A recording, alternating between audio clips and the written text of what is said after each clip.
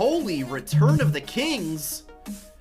This is Flight Check, Season 5, Episode 1. We are back once again, talking all aspects of FlyQuest. My name, as always, is Sandy Toes, and to my left, my extra left, and my extra left are my fellow hosts and guest for the evening, FlyQuest General Manager Andy Barton, Nox War, and Curly Double Q. We are back once again, Season 5, Episode 1 of Flight Check, ready for Season 15 of League of Legends Esports. Season 15 in League of Legends in general. You know, I did not realize until I saw the patch drop that they had completely changed the format for how patches are written. So now it's like 15.s. / Omega Particle 3, you know? I was a little shocked by that one. I guess I probably could have read some dev update last fall that would have told me that this was happening, but I was taken a little bit by surprise. Curly, I know you're a frequent delver into patches. Well, of course. So I'm sure you were aware of this. Not at all. Oh, okay, I don't look at the number. I don't look at the number. I just if it seems big, I look into it. So with the offseason, because they always change things, I was getting upset over the TP changes. Right. I was getting upset over the freaking Nexus turrets respawning and lots of little things because I enjoy doing a sneaky little back door as a solo laner back when I solo laned. And so anything that can make that harder is just a pain to my existence. I actually experienced a Nexus turret respawn. Oh, okay, yeah. Yesterday in a solo queue because I'm supporting right now, and I had the Herald because I was the support calling all the shots, and my Draven didn't realize that we had already taken the turret. He's like, "No, we didn't." I was like, "Dude, we did. It respawned." So it's I've already had experience with that mechanic. It's pretty annoying when you realize it for the first time. Once you get out, I'm sure the next 2 to 25 times it happens, I'll get used to it. But that first one was real tragic.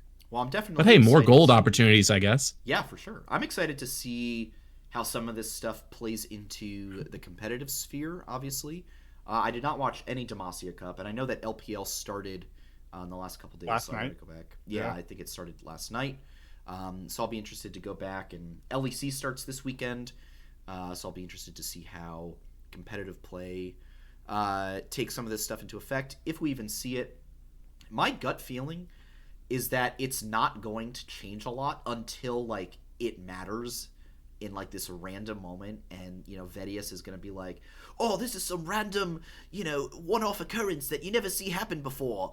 Oh, we've never seen this in a live esports event, guys." And what an accent. Wow, that was good. That's my best Vedius. That was good. Look, it's kind of like this weird Australian Welsh mix, so we'll go with it. Anyway, Andy Barton is here. We are excited to have you back once again. Now our second annual preseason interview with you. Welcome back to the show, Andy. How was your holiday break? What were you doing over the last couple months between Worlds and resuming scrims and whatnot? Yeah, so break was great. It was a fantastic year last year. I think, for myself, really once Worlds ended, we sort of, sat down, kind of regrouped pretty quickly as, what our plans are going to be and whatnot, which, we'll get into a little later in the call, I'm sure. And, it was really relatively smooth off season. And so that kind of allowed us to go on break pretty quickly. So, for myself, I kind of went home to Texas for a little bit, probably spent, close to a month at home, just visiting family, friends, seeing, what the real world is like again. Cause when we're here in LA in our bubble, it can, in the esports world, it can get pretty, I like to go back to Texas to ground myself once again. Yeah, so I'll do that for about a month. And there I'm just catching up with friends, mostly playing games. I think, really for November, I grinded Deadlock a bunch. That's kind of, a big believer in Deadlock. I think that game is going the distance. So hope they keep putting a lot of resources and development to that. And then for December, ended up playing a lot of WoW Classic. Super chill game. You just log on, play your character real quick. So, very easy game for me. Don't have to use much brain power when it comes to it. So, yeah, I mean, that was kind of it, guys. I spent the whole offseason, I would say, gaming. Nice. So really easy. That's awesome. Yeah, I mean, it's been a great holiday break for all of us here as well. Knox, I know you went all the way overseas along multiple 20-hour flights for you. Tell me, how is recovery from those flights? What is that like? So it's funny because like the initial day of and night of, it's never bad, right? Like it's like, man, I've been traveling so long, and even though it's like the start of the day, it's like, man, I've been going for so long, I may as well just go that. Like it's just awkward areas of sort of your circadian rhythm, so it's fine. And then after you're up the whole day, it's like, man, your body's just tired and you just crash and you die, and you get like a full 8 hours of sleep. It's fine. You're like, oh, did I dodge it? Little do you know, the next night comes around and you can't sleep at all until about 4 a.m. And then you have to be up about like 8 a.m. to go do the next thing that you have planned for the day. So you're running on 4 hours of sleep, and it's just horrible, awful, no good, very bad time. So good reference. Yeah, I like if you think you dodged the jet lag, you did not. Trust me. Okay. But really, more than anything, I would say prep for days 2 and 3. Those were the worst. Yeah. I got home from work on those days, and I got home around 5:30. I showered, got out, put on some clothes, and I like wandered over to the couch just waiting for the wife to come home. And I think I put on a Netflix show or comedy special, and I was gone at like 6 o'clock. Yeah. And then my wife walks in the door at like 7:45 to see me just completely gone on the couch, and she was like, all right, I guess we're just done for the night. And I was like, yeah, it's not happening. It's definitely always that second or third day for jet lag. I completely agree. That's what I very quickly found. Yeah. It's the second or third day for sure. Yeah, definitely. Yeah, makes sense. Well, glad you are back and back to your normal sleep cycle. Curly, I know you've been busy. You picked up a new job over the break. How's that going? How are things for you? I picked it up a while ago, like last summer, but like it really ramped up during break. That's fair. That's fair. Yeah. But no, break was actually pretty nice because between like my little esports volunteering taking a break and suddenly my IT job ramping up, it was like kind of like a good handoff. But the big thing actually for me is like I actually really like the holidays a lot for like my family. I always take the time to go home to New York. And so it was real nice, just spent time there. My family started doing these white elephants every year around Christmas where it's like more extended family. So that was real fun. Then for New Year's Eve, I'm sure you saw it on my Twitter, I have become like the person that hosts all my friends. I make a whole big thing out of it and like make sure everyone dresses up, and I put a lot of effort into like making a nice thing. And it turned out really, really good. I had a great time because as you also see on my Twitter, I really like doing food stuff. So I woke up like 10 a.m.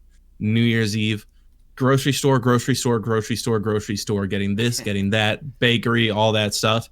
And then I get home and I'm an insane man. I decide while I'm there, I'm like, you know what I'm going to do? I'm going to take a paring knife. I'm going to peel these oranges, and then I'm going to peel them from the inside skin and get these tiny little slices. And I'm going to spend 40 minutes getting like maybe 8 mandarins. And I'm being like, that's enough. I've got enough other things on the board. Like, I don't think anyone's going to do this because it's really nice because it looks so shiny and pretty. And like, yeah, dude. Well, and then I turned like the little tomatoes that I made on my, oh my gosh, on my caprese bites. I like cut them into little flowers, gently separated them. It was real. I go hard for my New Year's Eve, bro. I go hard. I bought 3 bottles of bubbly, like, you know, just Martini DeRossi. Nice. To make sure there was enough for everyone. Yeah, no, it was a good time. Awesome. Well, sounds like that was a great holiday party. And, you know, speaking of parties, it's always a party when we've got a guest on the show. And we've got a round of questions for Andy. We're going to put him in the hot seat here. And we're going to grill him on the year behind and the year ahead. So we're going to kick it off. Curly, I think you've got the first question. So let's get rolling with it. Andy, are you ready? I'm ready. Let's do it. Excellent. Curly, take us away. So, Andy, we talked to you at the beginning of last year, and then we really didn't get the chance to talk to anyone throughout the rest of the year. So kind of give a recap of, like, from your end, real quick, how last year went, and then more specifically, winning LCS for the final time. of the league, especially in such a unique way. Yeah. Yeah, I mean, I think to, recap kind of the whole year a little bit, like for us, spring, was really about getting a new group of guys together and kind of preparing them for the journey they would go under together. So a lot of spring is just meant for cultural building and kind of, setting the foundation for how we want to play. And I think we did a really remarkable job of that, getting all the way to finals, ultimately losing finals for, reasons I felt like we reflected on super well and kind of knew how to fix those problems going forward. So I think the spring loss in finals was a really good opportunity for us. We're an egotistical team. I can't hide that whatsoever. I think ego is extremely important in a team. And, ego, I think, got a little bit of the best of us in that series. And so, fast forwarding to MSI, ultimately this is kind of where, a lot of our reflections and what it kind of takes shape. Fast tracking quad into the LCS, making that move off Jensen. That was a real pivotal moment for us because, honestly, we did not foresee that happening till perhaps the end of the year. Which, can be indicative of contract structures and whatnot and how we kind of shape the team up to be.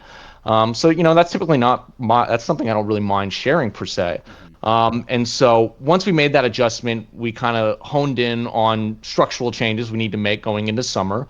A lot of those were kind of small tweaks to the coaching staff. We saw Mithy come in. That allowed Arrow to more so focus on Masu. We kind of, changed up their roles and responsibilities a little bit to free up time. And, we go into summer and, we're kind of, running really smoothly and everything is really going well. Quad's first series against TL wasn't, played super well, but that was the strongest, going up against the strongest team in the league, and we're not going to face them for another 8 weeks. So that first series for us was kind of whatever, go next. It's a great benchmark to hit. Yeah, like, here's where you need to get to. And if you kind of gamify the structure of the league, we really just can't lose more than 2 matches. So everyone had a good understanding of how we gamify the system, our pathway and whatnot, and all that's working really well. And we get to playoffs. And, we're performing well there. And then C9 loses. And so we're like, oh, my God, great. Wow, our road just got so much easier. So, we go up against the 100 Thieves match. And it's, we steamroll them. We kind of knew that would happen. That really wasn't a concern for us in any way. Great warm-up, if anything. Yeah, and and I'm not going to discount the warm up whatsoever. That there's actually a lot of merit to the warm up. We're comfortable on the stage. We know the layout, we know where to be, et cetera, et cetera. So can't mock the warm up too much. And then going up against the TL, this is the team we want to beat the entire year. This is kind of the story lines and all that. That's a team we don't scrim too often. And so that's kind of the moment we're all waiting for. We've got great strats. We've been playing this the entire year. We went in really confident, is what I would say. We know we're a great team. We know we're one of the best, and that's just kind of how it went down last year. We played really well. So I guess maybe delving a little bit more towards the ending, because I know Yeah. I've gotten feedback from a bunch of different people, but I guess I remember seeing the video of you and Papa Smithy and all the coaching staff in the back room watching as, like, you guys are almost like not even paying attention. You're just prepping for game 5 at this point. At what point did it like click in your head? It was like, wait a minute, hold on, what's happening? So it's funny, actually, the way that went down. Yes, we were prepping for game 5 already. Typically what we do in a best of series, you just always assume we're going to lose. And so we're kind of prepping the whole time. Right. And at one point we kind of stopped prepping because we were like, oh my God, it's free win. We got this. And then it's like, oh fuck, wait, no, keep prepping, actually stop. And then I think it was actually myself, who called out that, hey, look at the minions. And that's when it kind of, everyone started freaking out, kind of everyone's looking like, and that's just when everyone goes crazy. I remember I jumped on top of someone and everything. And so it really wasn't till like the last 10 seconds or whatever we want to call it that, we kind of figured out, oh shit, we're actually about to win this. And it was a hell of a way to end it, man. Any like, just very quick before I go on the next question, but like any like big memorable moments from that celebrations of that night? Not really. I think, we all came back to the office afterwards. We had like a small party at the office and whatnot. We were opening champagne bottles. Nothing like too memorable or crazy. I think I think we were just so happy winning because all our hard work paid off, all that good stuff. But this one I think felt really special because, we took some risks going into summer and we made some tweaks here and there and it kind of all paid off and everyone's just like, oh fuck yeah, it paid off. Now we can rest. So yeah. Cool. So, all right. With summer wrapped up, we got to start leaning into Worlds a little bit. And I did want to ask, I know you guys boot camped at the Vitality facility. Yeah. How did that come about? Do you guys know someone over there? And then how was it actually boot camping there? And how was the boot camp itself? Yeah. So the way that came about is, so I mean, we talked to a lot of different teams out in Europe to kind of figure out the facilities and whatnot. I would say I have a good peer over in Vitality. And so, kind of throwing them a bone, they throw me a bone every now and then. So hopefully that's how it works out. So that's kind of how that came to be. And I really liked the Vitality location for us, especially this go around. One, from some learnings from MSI. But two, I guess the big point is like this area I would say is like very secluded. And so there's just not many distractions and whatnot. And so you guys saw how much the guys were playing CQ and whatnot. And so, all we can do is play the game and get better and work hard. So, I really liked our boot camp structure this go around. I was super happy with that. A lot of intentional work was kind of done there to set up a system that I thought would be best for the guys. But yeah, I mean, it was super cool. We had our own room there, the office. Basil was with us as well. And so, we were there for we were in Vitality, I think, for about 3 weeks. So just a lot of fun. Hildestan came around, Vitality guys came around. We chat with Vitality coaches. So just all good vibes from the org. Sweet.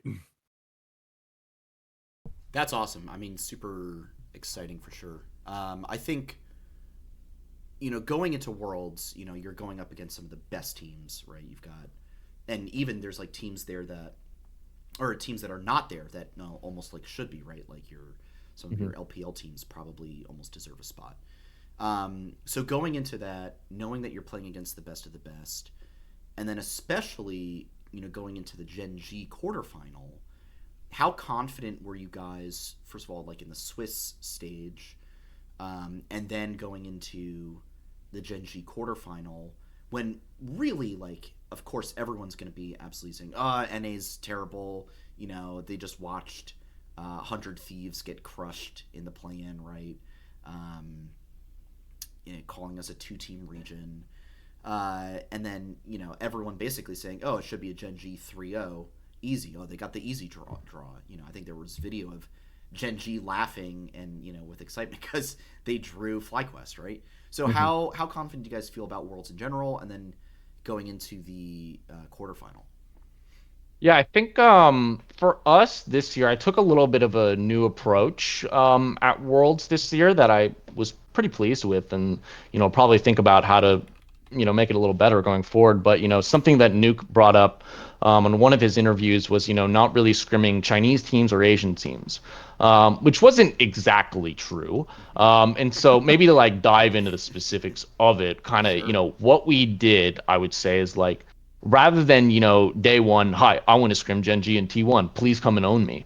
That really wasn't the approach we were going to take this time. It was more so we wanted to start with European teams, even tier 2 European teams, and really scale ourselves up. Because I would say anytime you go on a break, whether it's 1 day or even 3 days, you begin to regress slightly. And so kind of after LCS finals, that is a big emotional point for the team. We need to take time to decompress a little bit, come down from our high, and, to get back up, I think, we kind of have to build up our confidence, build back how we play the game a little bit. And so we really started off scrimming, a lot weaker of opponents that you probably wouldn't guess. But that is really intentional. And so going into maybe, Swiss, or, I would say going into Swiss, were we confident against Asian teams? I think the answer is maybe, not sure. Because, at that point, we're not sitting there scrimming them all day. So we just don't really know. Now, fast forward when we kind of get to the Gen G series, by that point, there's only Asian teams to scrim. Tier 2 teams or European teams aren't scrimming anymore because they're in the offseason. So, by that point, we're only scrimming actually LPL teams. And to, share how well we were doing, I would say, that week before playing Gen G, we were, facing a lot of the LPL teams and performing very well. We were winning blocks, we were competing, we're not getting outlaned or anything like that. And, our confidence, I would say, was probably high enough to where if we did not draw Gen G or T1, we would have been confident going into winning any series. That is probably how good we felt.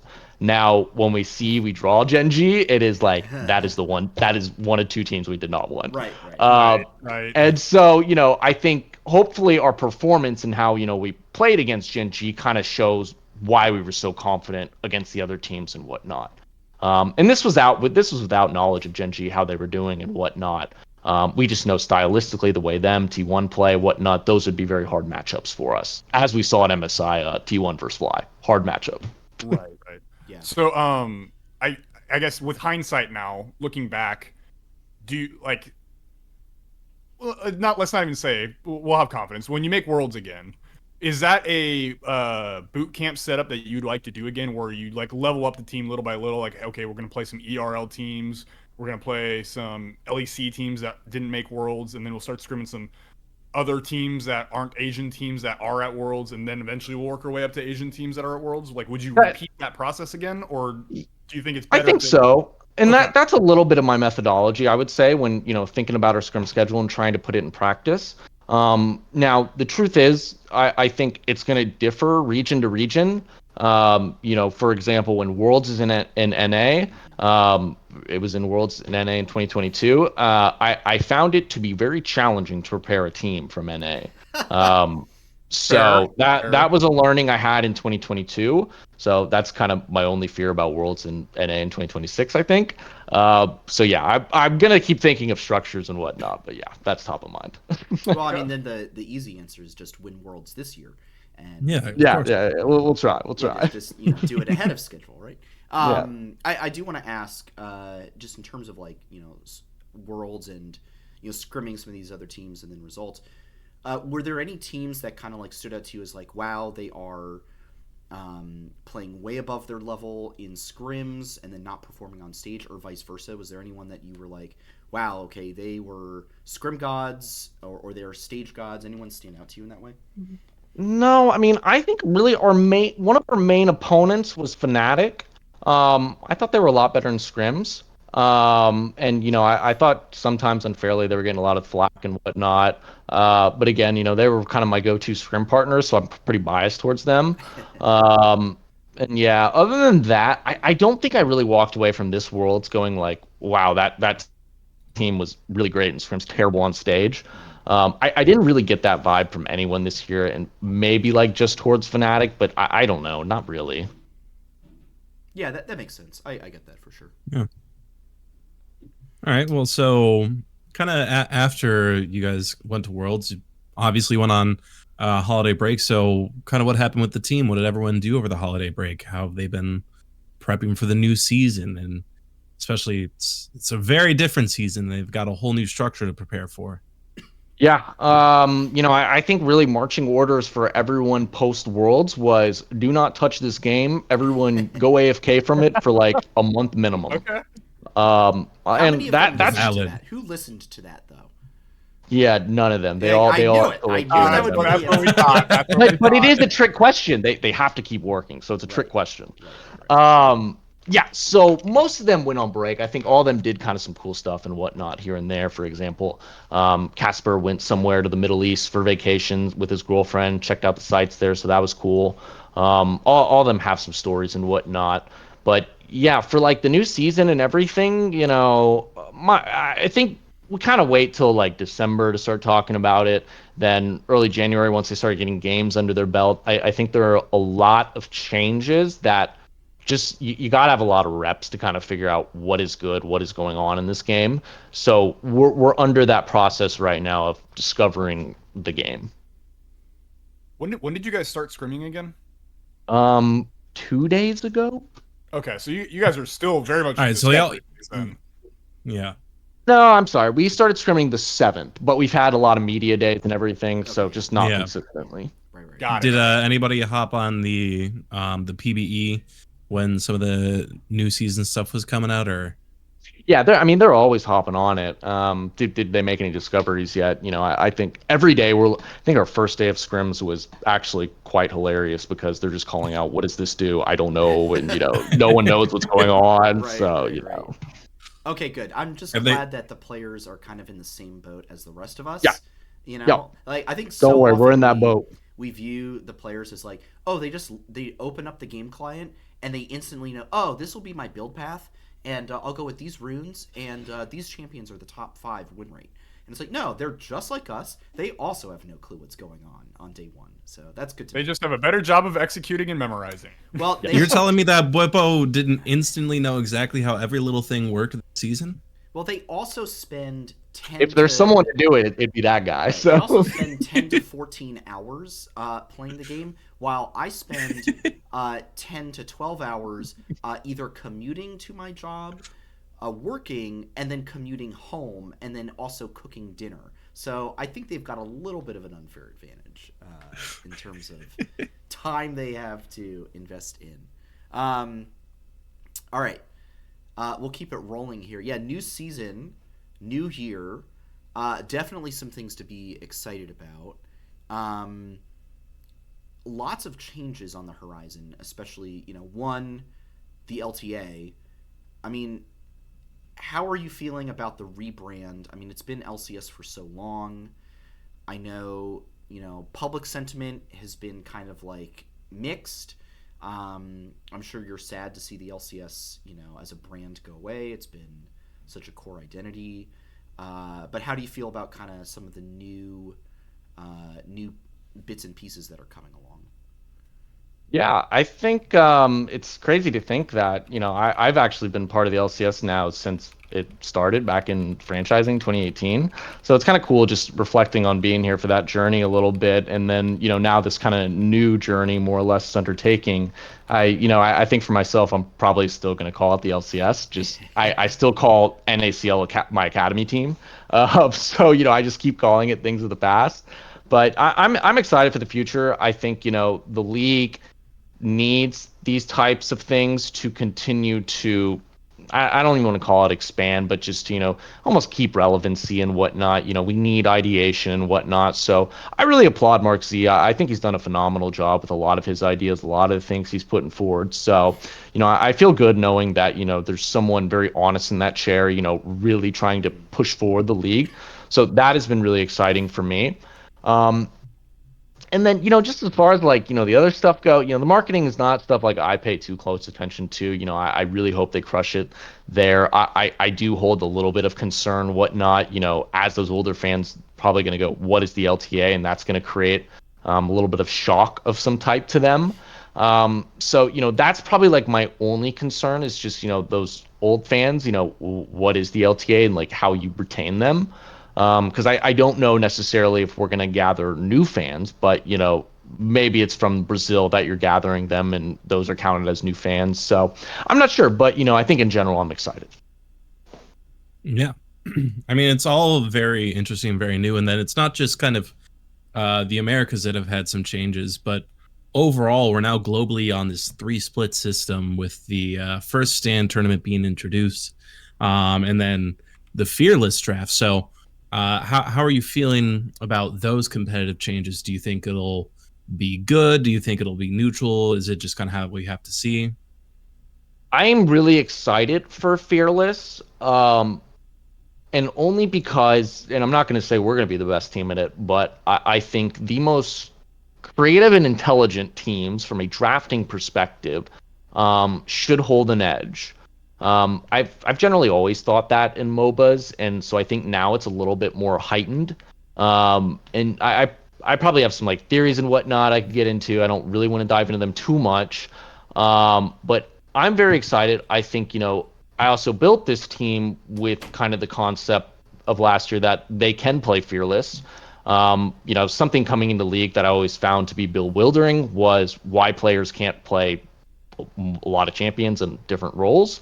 And so, Inspired Bwipo, for example, they can play everything. They'll tell you that. And I believe them too. They do a great job at it. But I think that needs to be a core focus of a pro player. from Dota, these guys can do it all. I don't know why it can't happen in League. And so this team was built to be able to play Fearless as well, so I'm excited for this year. Okay, I want to ask you to expand on that. What do you mean? So built to play Fearless, what does that mean? I'm curious what you mean by that. I would say meaning that they're not players who go, I can only play 3 champions. Got it, cool. I'm not worried about that aspect really ever trickling into our team.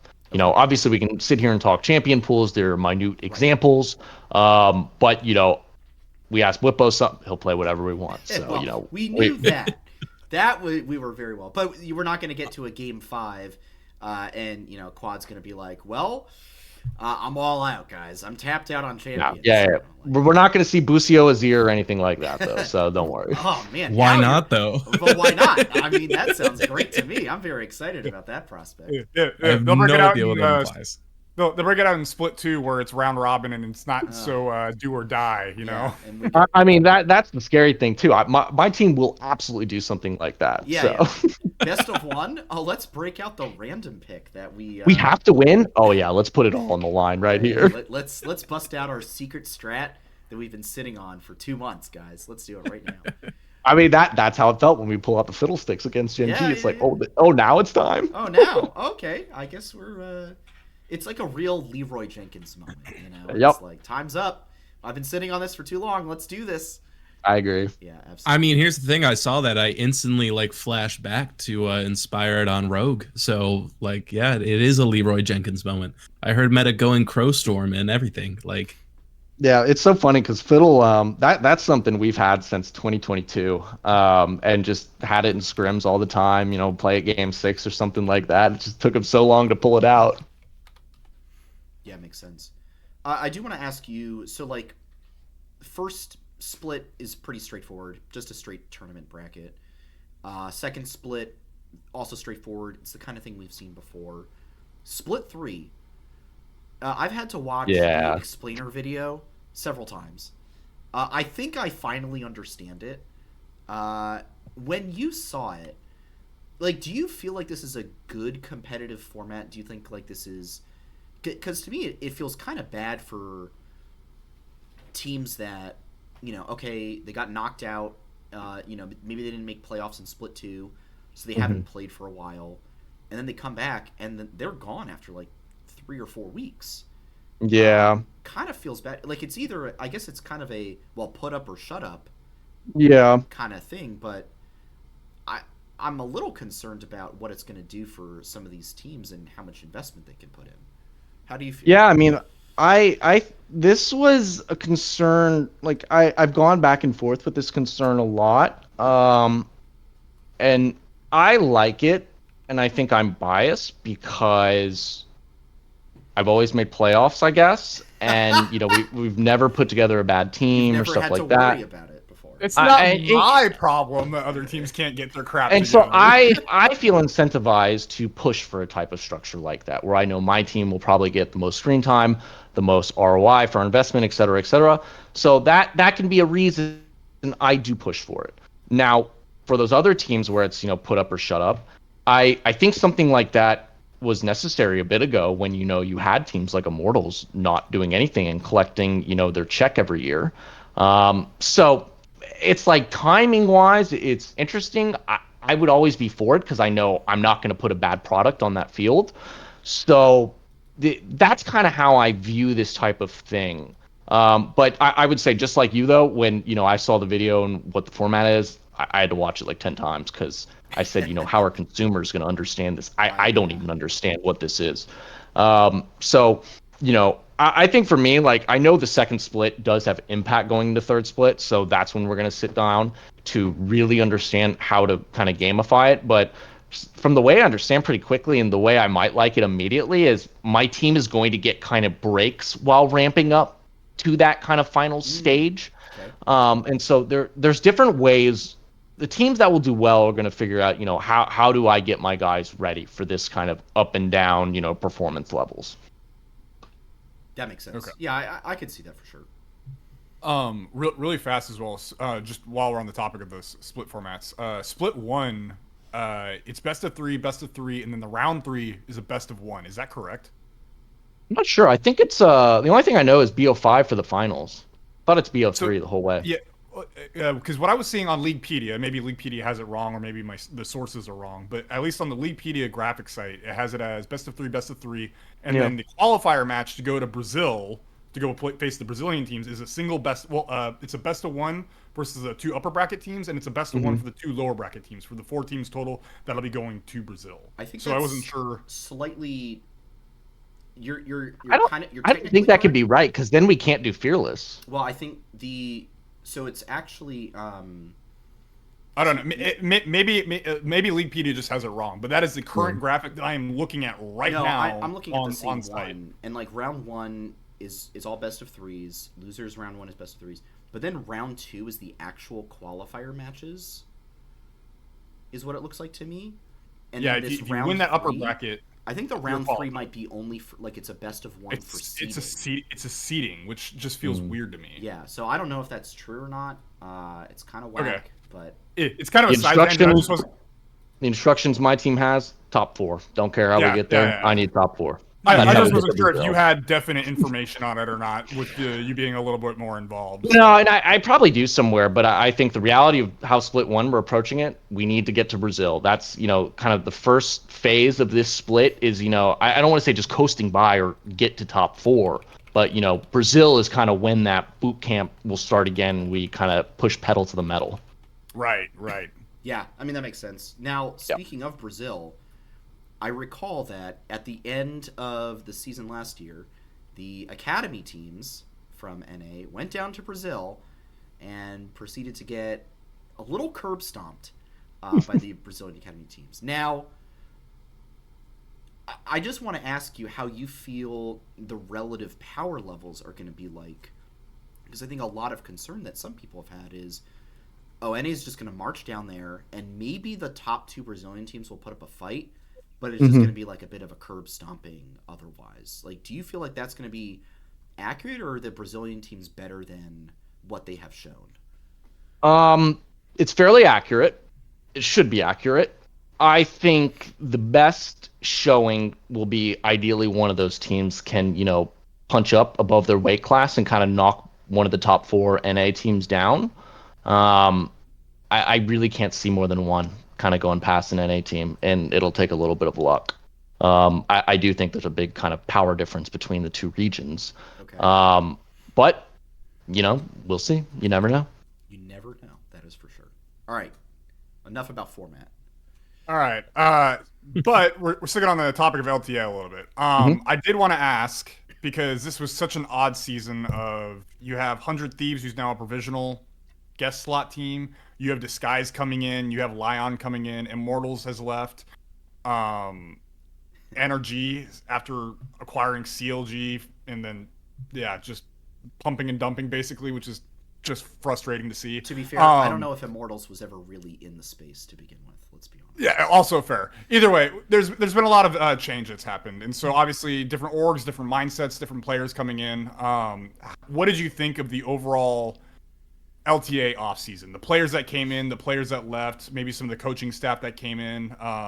Do you think it would, maybe give it on a grading system? Was it an S tier season where dang, these orgs made some great moves, to B tier, just it was an average season, people made some moves, some good ones, some bad ones, to F tier, damn, these guys are why are we may as well have just brought in another Immortals again kind of thing? Yeah, I mean, I want to say B, average. I don't think anyone outdid themselves. I don't think anyone necessarily underperformed per se. I think things kind of shaped up maybe as expected a little bit. I think, probably I'm very excited to see Saint. I think that's an awesome signing. I'm super excited to see how he acclimates, how he adjusts to NA. I hope he does super well. I hope they take that process super seriously. I think he's a very talented player. I think Shopify, they're trying. That's awesome to see. I love teams when they try. I don't think they tried last year. I think this year they're trying. That's awesome. Cool. Okay. TL and C9 are kind of always going to be that, projects that I kind of hold my standard to. I think, both those programs are run super well. I think, they both always put together excellent showings. So, those will be our kind of 2 competitions this year, C9 and TL. 100 Thieves, I think they upgraded FBI. I love Vic. He's an awesome dude. I think he's going to be great for their team. I think that's an upgrade. So excited to see that. That's kind of it. Like I said, C9 or TL, those two teams I really pay attention for. This was probably my easiest offseason where, when we said no changes, like, all right, I'm going to sit back and watch the show this time. So I really got to watch the show and see how things shook out. But, I'm not too worried. I think we have a great team still. Like I said, I think TL and C9 will be our top competition as usual. But, I think it'll be a good season. So, not to call you out here, but I noticed you left off a certain content creator org that recently joined the space. Yeah. Any thoughts or opinions on a certain bread-like org that may have joined the LTA? Yeah, I mean, I think they're gonna do their best job. I don't know how many wins they're gonna get. Participation award, if you will. But that's the project they're fielding. So I wish them all the best. I think it'll be fun.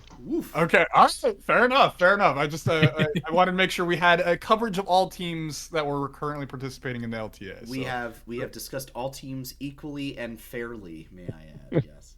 No, that's great. Okay, well, you did mention it just a moment ago. Technically, the roster hasn't been announced yet. The FlyQuest social team refuses to announce what this mystery team, besides Masu coming back. We know that. So in this theoretical world where FlyQuest could potentially be running back the same roster, what would your thought process be like if that were to be something that you would be doing? Allegedly. Yeah. I think I'm trying to think the thought process. So, when we kind of get to Worlds, and I would say, like, we're probably discussing, 2025, probably like the middle of summer, what we intend. And so we kind of have a lot of different pathways and whatnot. And I would say typically for an LCS org, it's very rare that one of your pathways ends up being, we're going to run it back. A lot of the time there's just, whether it's financial restrictions, someone doesn't like one another, it's just endless excuses. But actually we had such a fortunate year and, such great feedback among everyone that it was, it was like, well, why don't we just run it back? And it's like, well, no teams do this, blah, blah, blah. And, it's just pretty unanimous across the board. It's like, well, I don't know who I replace, this guy with if he leaves. And, we kind of just easily arrived at the conclusion that, everyone is super fucking happy. Like, let's just run it back, So I don't want to dive into like some kind of crazy thought process behind it, because it was actually just says, hey, everyone here is having a really great time. We've really built a special culture. Everyone here wants to die for one another. Like, let's run it back. So, it was really exciting to hear everyone so eager to, after that Gen G match, hey, we got to get back to work and figure this out. How do we not lose this next time? And that's sort of the mindset of how do we get back and, fix this? And fix it, meaning like, how do we not lose, No, I mean, that makes total sense. And there's so many ways that even a team that does win, because often, like an excuse with a team that's when it's like, oh, well, they're winning, so of course they want to keep, doing this, right? Of course they want to keep playing together, but like maybe there's secret cracks that would have shown up if the team was not doing so hot. So it's nice to hear that it was completely unanimous across the board. Yeah, that makes sense for sure. Now, one little thing we would like to talk about with you is you did go over it on Twitter. We kept the roster, but there was a bit of a potential for change when Jojo was free, and the idea of put him top lane and maybe promote Bwipo to be coach. And so you elaborated on it, talking about how he can coach and transform any player. So do you want to dive deeper into kind of the thought process behind that and what could have been? Yeah, so I think for me, and kind of the big reason why I made that post was kind of to get the scene to have full transparency, because it's a little unfair when like this report comes out and it's like, whoa, I don't know anything about this. Well, it's also because, this pathway did not develop fully. So again, a lot of the times what I do, whether it's in Worlds and whatnot, is, I'm diving into different pathways for our team to go along. And, I would say during Worlds, really the only pathway that we could see as potentially something was with Jojo. And that was going to be specifically top lane. Since we have worked with Jojo in the past, back at EG and whatnot, one of our thoughts was that Jojo could actually be a pretty strong top laner. A lot of it has to do with how he plays the game, just very minute details and whatnot. And so we actually had a pretty serious conversation with him kind of about that. And the way, I was able to get him to buy in or, potentially interested in this process, he's like, oh my God, I got to learn top. I don't know how to do this. Well, actually I've been talking to Bwipo, all year. And, a lot of Bwipo's thoughts, are about coaching structure, how players should be coached, blah, blah, blah. And, these were a lot of qualities I saw in Potter very early on in her career when I had her as a player. And, my conversation with Potter was, she's going to be a fucking awesome coach. It's very apparent the way you speak, how you command people, et cetera, et cetera. And I see so many similarities with Bwipo. And so, and the post was not to say he's thinking about retirement. He's not at all. And the post is to say, like, if I give this guy a challenge, because what Bwipo told me, I give any player, he's going to turn him into amazing. Well, great, Bwipo, I'm going to give you who I actually perceive to be one of the most naturally talented players I have met in the world. And it was to really give him a challenge of kind of, hey, you said that to me. Can you do it?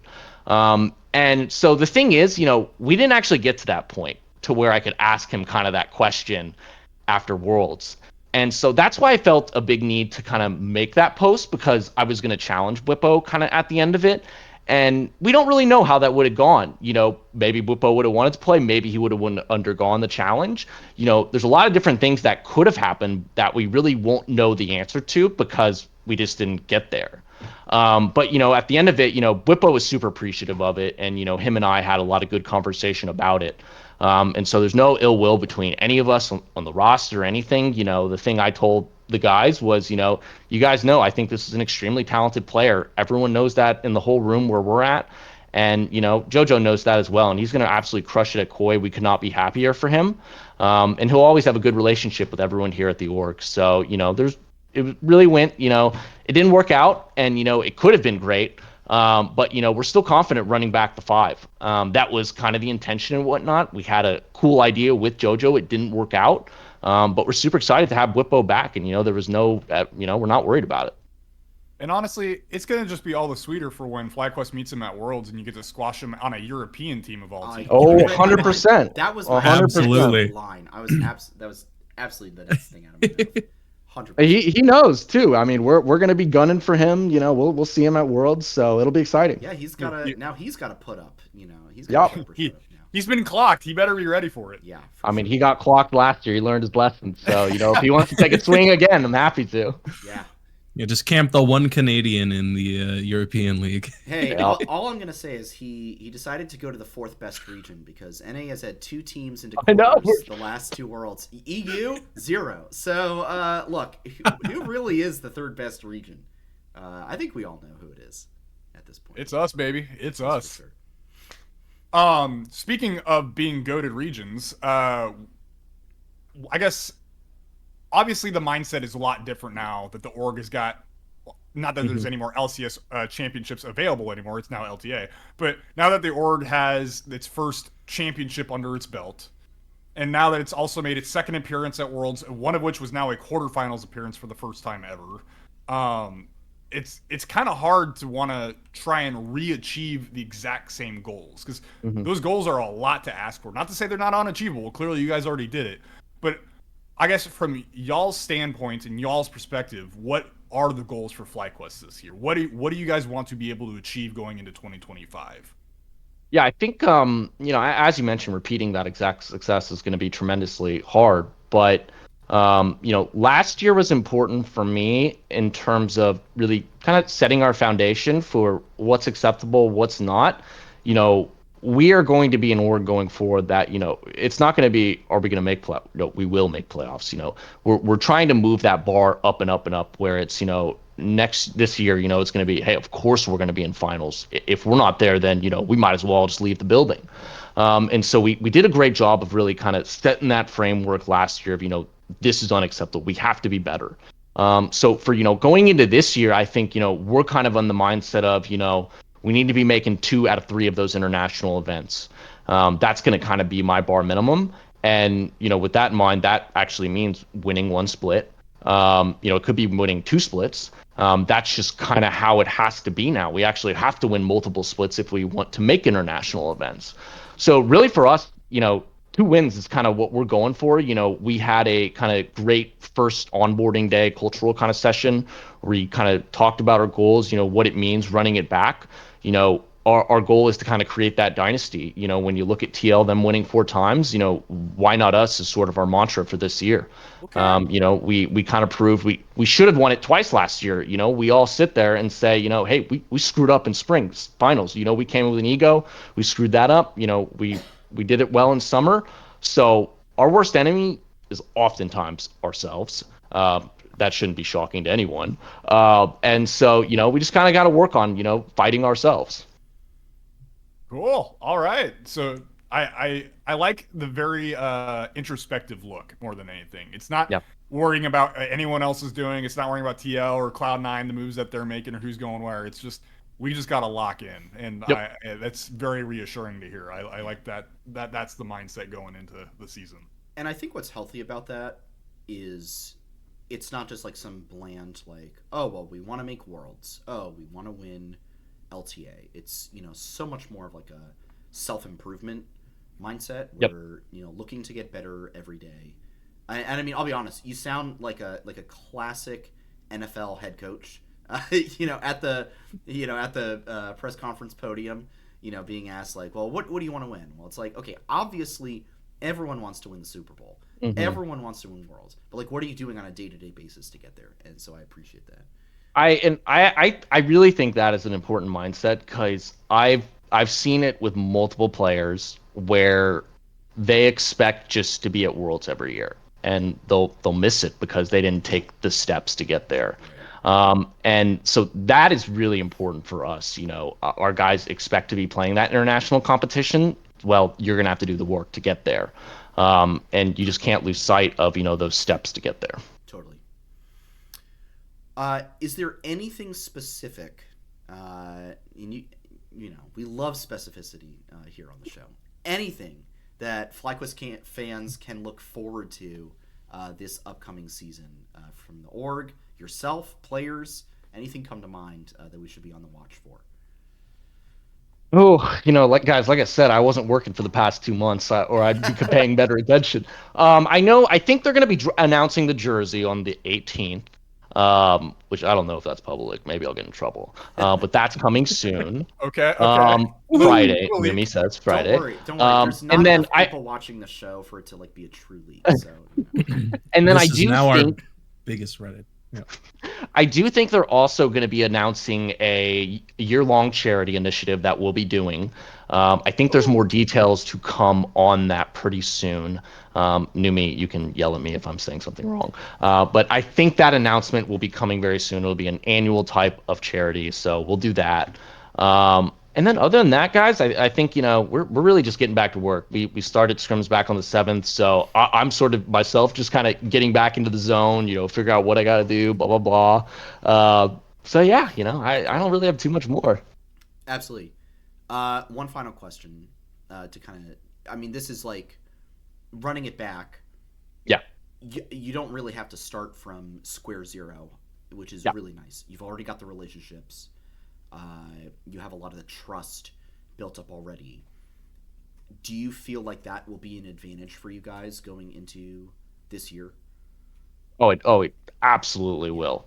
Absolutely an advantage. I would say it's going to mainly be an advantage kind of in this first split. I think, once you kind of get the reps in, it'll die down.